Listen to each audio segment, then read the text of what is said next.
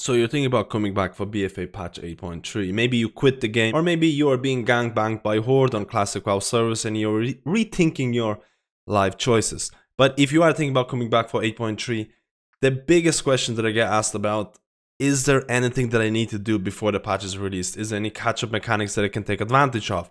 Is there something that I need to prepare my character in order to stay relevant in Mythic Plus and rated content? And you are in luck. In today's video, we'll be looking at essences and mainly concerning or concentrating on healer essences in terms of the amount of effort that is required versus how good the essence is. So we're looking at optimizing your time, because I know you don't want to spend your precious time grinding, doing the same content over and over again, doing content that is just unappealing. So we'll be looking at essences that are relatively easy to get or just almost mandatory for that Mythic Plus and raid content. So let's get started.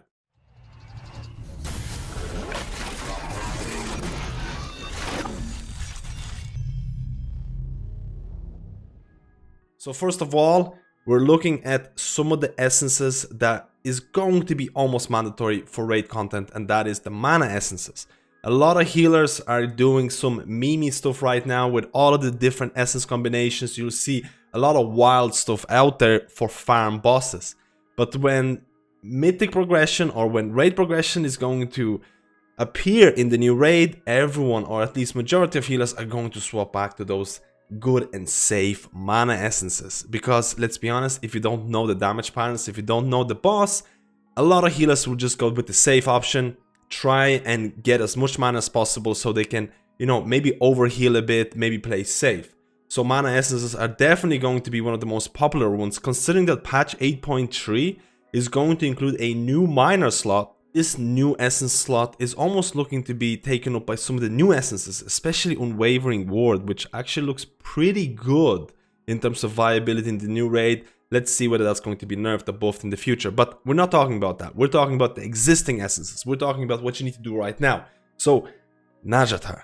Nazjatar is going to be your home for the next couple of weeks, because it's going to take next couple of weeks to get those juicy essences, or specifically mana essences, and that is Memory of Lucid Dream and ERT, or Ever Rising Tide. Ever Rising Tide can actually be a pretty good major throughput essence for a lot of healers as well, but a lot of the times Memory of Lucid Dream Major and ERT Minor, this is your mana combination for a lot of the healers out there. And in order to get those, you need to stay in one zone, so therefore that's why I mentioned it, because everything can be done in one zone, and that is Nazjatar.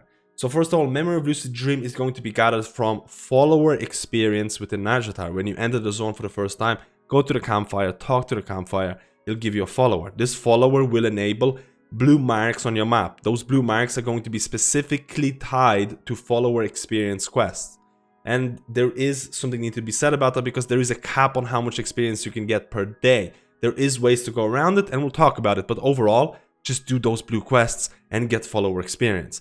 Besides that, now ERT is gathered from Nazjatar Reputation, and that's gonna have a different name if you Horde or Alliance, but basically that means you just do all the quests that are available in Nazjatar and grind it away.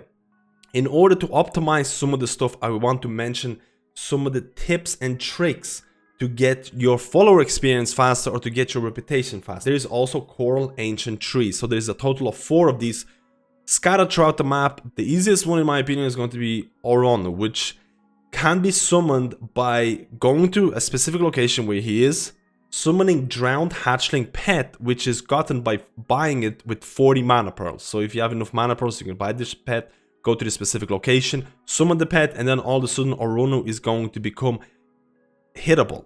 You kill it and you have a chance of getting Bark, which is going to give you more reputation.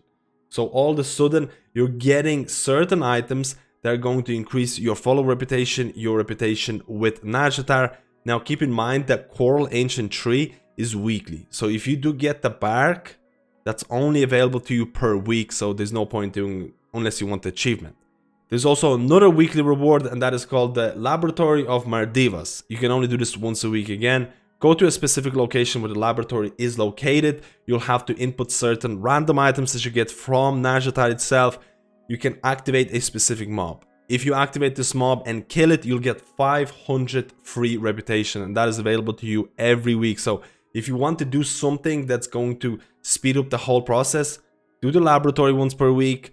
Try and do the ancient trees if you can stomach do the Murloc trading game, and basically do as many quests as you can per day in Nazjatar, and you will have your beautiful mana essences in terms of Memory of Lucid Dream and in terms of ERT.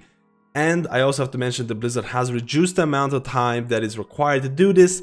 It's their way of giving back and letting essences being less grindy. Yeah, less grindy. And that is they reduced the amount of follower experience that you need to get in order to get rank 3 Memory of Lucid Dream, and that is 4,800 follower experience. Now, in order to track it, you can go to your achievement tab and type in Nautical Battlefield Training. This will kind of give you an idea of what's your follower experience at that given point, and you only need to be revered in order to get rank 3 ERT. It used to be exalted, so thank you, Blizzard.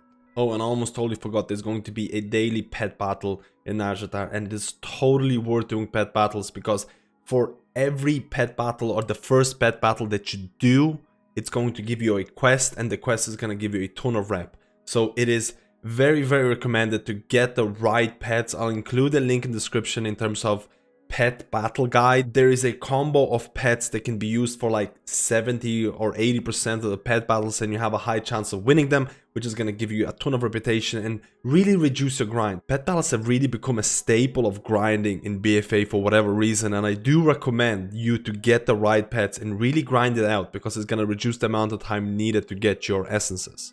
And the next essence that I feel is going to be very strong in patch 8.3, and it's already very strong, and that is Conflict and Strife.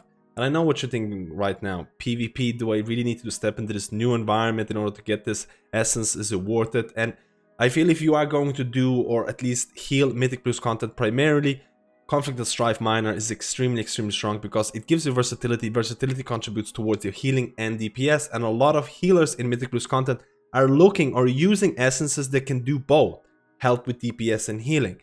Also, Conflict and Strife Minor is very strong in raid environments for a lot of healers as well. So it is an overall a very good essence, and Conflict and Strife Major is actually a good essence for Mistweaver monks.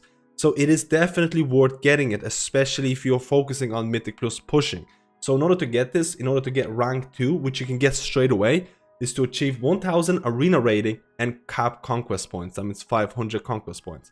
Once you do that, make sure to turn in the conquest reward quest before the weekly reset happens. If you don't turn in the conquest reward quest before the reset happens, you probably will lose out on your progress basically. And believe me, I found this out the hard way. So once you get rank 2, you'll be able to start collecting furs in order to get rank 3. The amount of furs you get is going to be based on your arena rating. A lot of people are aiming towards 1600, because that's going to net you 5 furs per week, and you need a total of 15 in order to get rank 3. So you can grind 2 or 3 hours in order to get that 1600 rating, cap your conquest points, turn in your conquest reward quest before the reset, and once the reset happens, open your chest and you'll get 5 furs. Once you do that, you'll only need to do a couple of things per week. Cap your conquest points, that means doing PvP weekly quests, doing maybe assaults, doing whatever. You cap the conquest points and you get 1 win in your PvP bracket.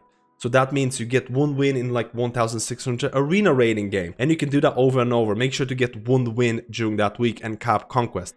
And hopefully you'll be able to collect your Conflict and Strife within a couple of weeks. There's another last essence that I want to mention, that's primarily focusing on Holy Paladins. Vision of Perfection is an essence that is extremely strong for Holy Paladins. It's getting a buff in 8.3, and I want to mention this because, again, the buffs in 8.3 could be quite good, especially for Holy Paladins. And in order to get it, you need to do Mechagon Dungeon, specifically kill King Mechagon. In order to get rank 1, you just do Mechagon, kill the last boss, you get rank 1. The next week, you cannot do it in the same week. The next reset, you do Mechagon again, and it'll drop a blueprint. Make sure to learn this blueprint, and then you'll be able to craft rank 2 Vision of Perfection. And after that, it gets a bit messy. In order to get rank 3, you will need to get 4 sprockets. And in order to get them, it can take you long or longer. Because if you do King Mechagon hard mode, you'll get 2 sprockets, so you can do it in 2 weeks. If you do it in normal mode, you'll only get 1 for that reset. I do have a link to my Mechagon hard mode guide. You can check it out if you want to do it. Last boss can be quite iffy in terms of communication. You probably need Discord and things like that. But if you can't do it, if you really want to get that rank 3, that's the way you can achieve that. And I mentioned it because Vision of Perfection is getting a buff. So this was a general guide about essences that I feel are going to be strong for 8.3 in terms of mana essences for mainly raiding, in terms of ERT, Memory of Lucid Dream. They're going to be strong for progression. Conflict and Strife is going to be extremely strong for Mythic Plus, still strong for raiding, a very, very solid essence to get for majority of healers out there. And Vision of Perfection is looking like an essence that you want to grind as a holy paladin at this given point. So hopefully this little guide has shed some light about what you need to do before 8.3, because believe me, you don't want to wait. You don't want to log in on 8.3 and then notice these new essences to grind. You haven't caught up on the old essences. It's gonna take you weeks, if not months, to actually get ready for that Mythic Plus content or raiding content. Blizzard has kinda intended you to start doing this before 8.3. Whether that's good or bad, it's up to you to decide, but let me know how you feel about this little guide. Let me know how you feel about the essence catch up in 8.3. And again, there's quite a few essences that I kind of left out, like Lifebinder, which is relatively easy to do if you do Mythic Plus. There's a couple of ones like Well of Existence, which is acquirable from Mechagon Reputation, but I feel there's a lot of extra work you need to do for that one essence when Narjatar offers one zone that you can kind of farm every day, and it'll give you 2 essences. So I didn't mention all the essences, I mentioned the ones that are quite good and are relatively easy to acquire or are mandatory for your spec. Let me know how you feel, and I'll see you in my next video.